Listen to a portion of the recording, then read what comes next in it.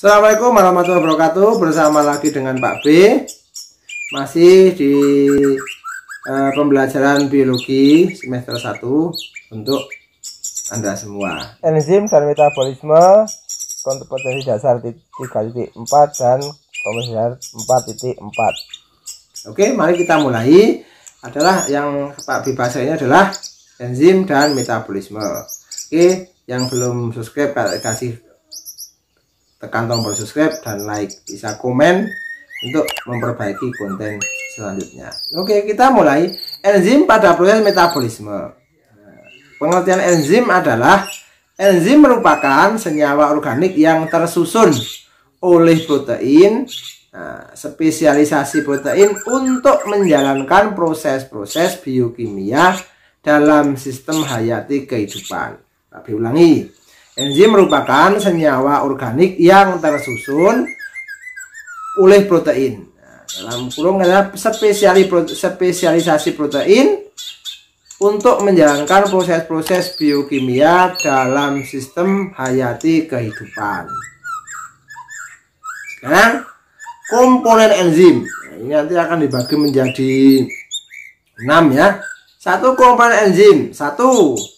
Enzim ada dua bagian. Yang pertama adalah berupa protein dan apoenzim. Yang kedua non protein atau kofaktor atau koenzim atau gugus prostetik atau anorganik. Jadi ada yang berupa protein dan non protein. Itu namanya enzim. Jadi itu pengertian enzim. Terus yang kedua fungsi enzim. Fungsi dari enzim ya. Satu, selama reaksi. Nah, ini selama reaksi diperlukan bahan yang berperan mengatur waktu untuk terjadinya reaksi, yaitu enzim. Atau katalisator namanya, atau enzim. Atau kalau kita namanya protein, namanya juga dikatakan, bisa ada yang mengatakan biokatalisator yang mempercepat pada sistem hayati. Sistem hayati adalah sistem hidup, kehidupan kita itu loh. Kehidupan kita itu adalah penuh enzim. Kita makan, itu ada enzimnya untuk merubah karbohidrat menjadi yang lebih sederhana.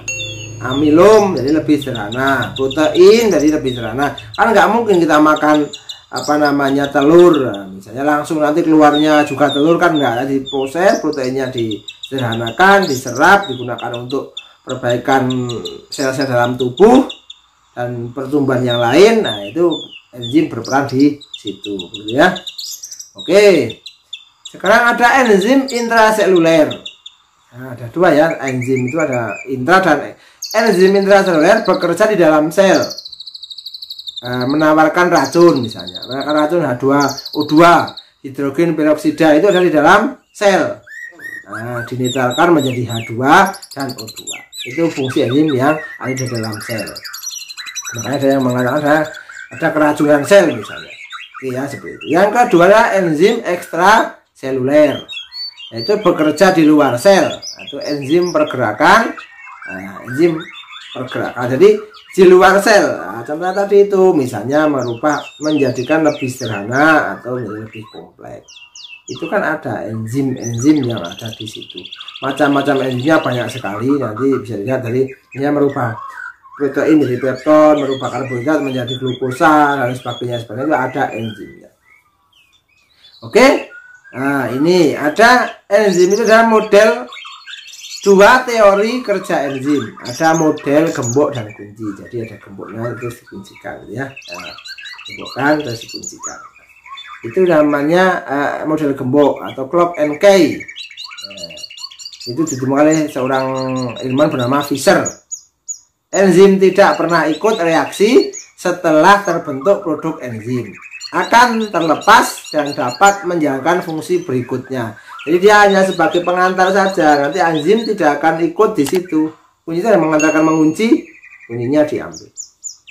Itu namanya enzim, teori enzim model gembok kunci. Yang kedua, teori kecepatan induksi, induced feed theory. Enzim memiliki sisi aktif yang mudah menyesuaikan dengan bentuk substrat atau berupa fleksibel. Jadi kalau substratnya besar ya dia akan menjadi besar. Substratnya itu kecil ya dia akan kecil. Itu enzim bersifat fleksibel. Makanya kita kalau mau sukses harus bersifat orang yang fleksibel, enggak namanya gugu harus dewi kan begitu ya.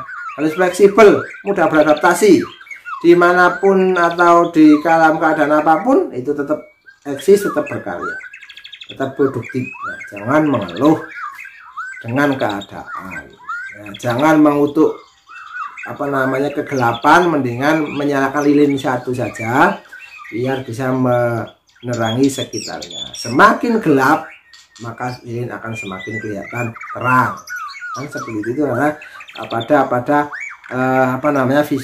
filosofi kehidupan. Anda juga sama, misalnya dalam satu desa semakin banyak orang anak yang nakal, Anda baik sendiri kan semakin kelihatan sangat baik.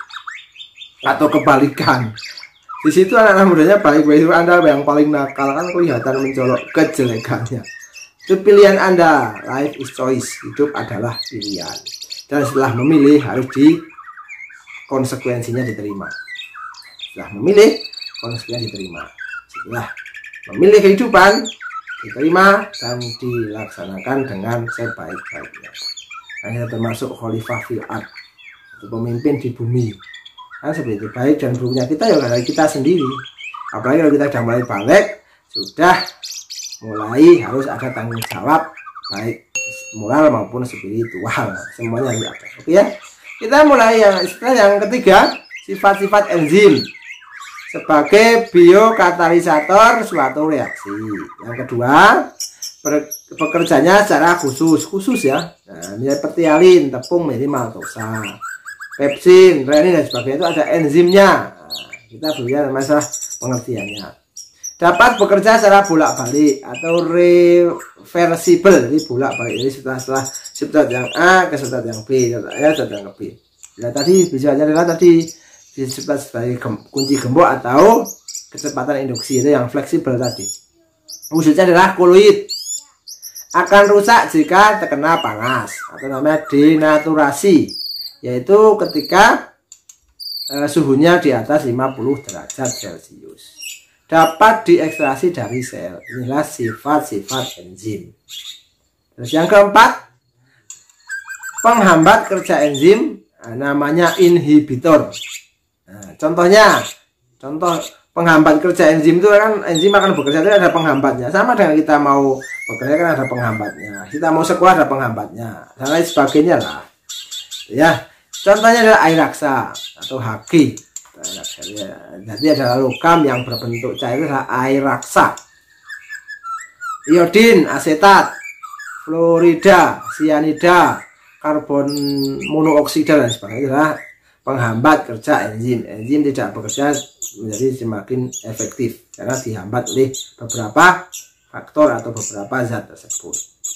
Yang kelima, faktor yang mempengaruhi kerja enzim. Tadi kan penghambatnya nama inhibitor, karena faktor yang mempengaruhi kerja enzim cepat lambatnya dipengaruhi apa saja. Satu, zat-zat pengaktif namanya aktivator, ada CO, Mn, N, Mg, Cl ya. Tuh, yang kedua suhu, yang ketiga pH. Nah, pH yang bagus adalah pH netral, itu 7, itu kan pH netral ya. Semakin ke bawah semakin asam, semakin ke atas semakin asam.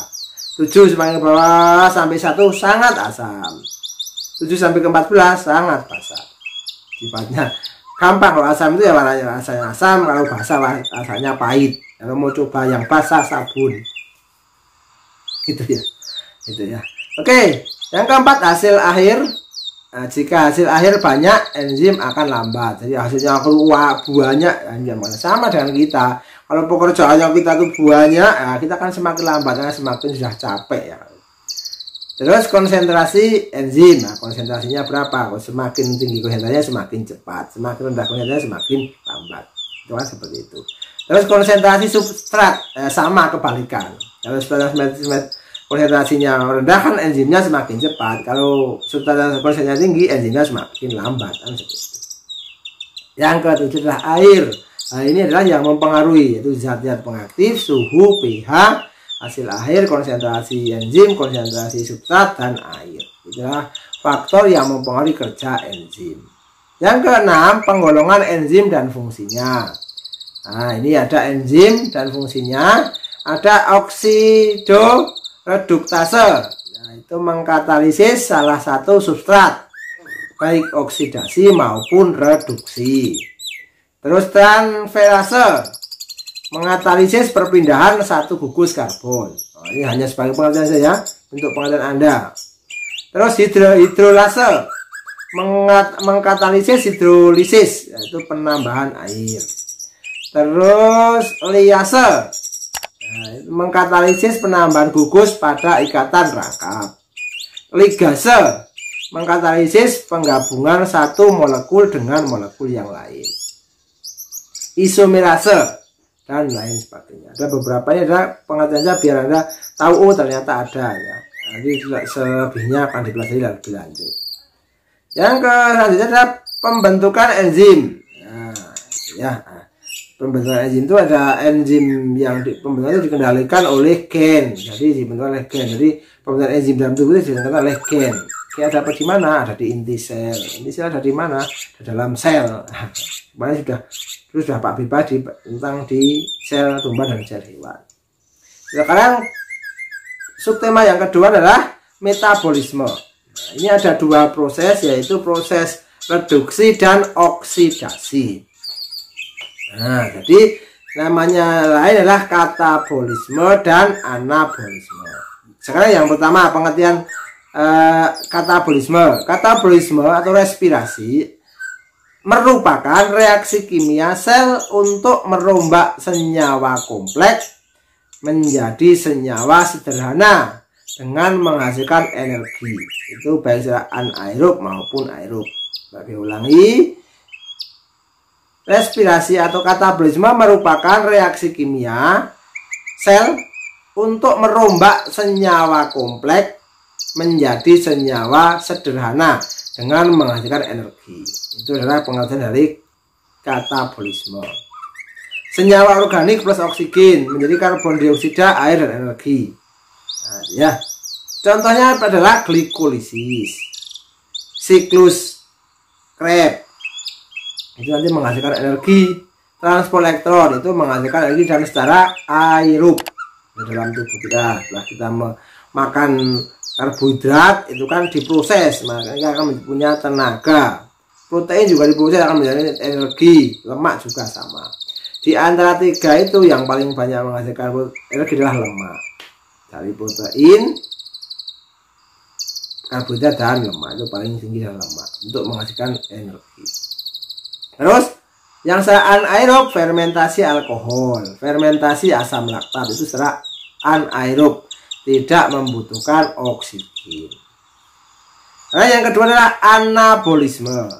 Pengertiannya adalah merupakan reaksi menyusun senyawa sederhana menjadi senyawa kompleks dan membutuhkan energi. Nah, ya, kalau katabolisme itu merombak dari senyawa kompleks menjadi senyawa sederhana menghasilkan energi. Kalau anabolisme itu menyusun dari senyawa sederhana menjadi senyawa kompleks membutuhkan energi.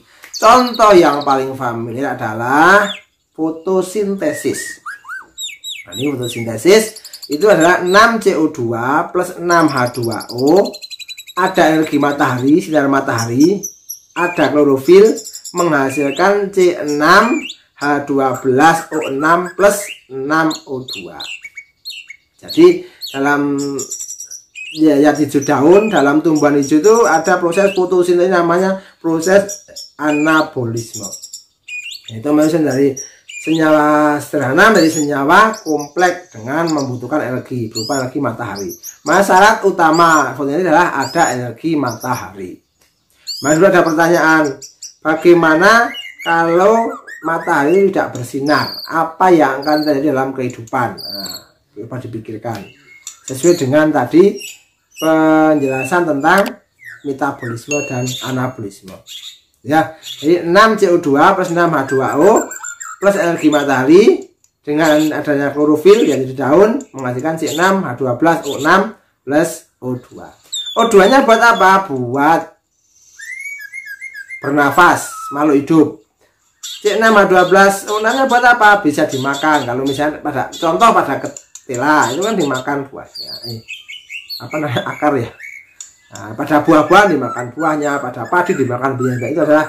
Itu semua adalah salah satu dari hasil proses fotosintesis yang nanti ada yang disimpan di akar, ada yang di batang, ada yang di buah. Lupa kok batang, saguan di batang. Jadi seperti itu. Oke, semoga menginspirasi. Bantu like, share, dan komen. Jangan lupa share kepada teman-teman kalian semuanya agar menjadikan manfaat. See you next time. Assalamualaikum warahmatullahi wabarakatuh.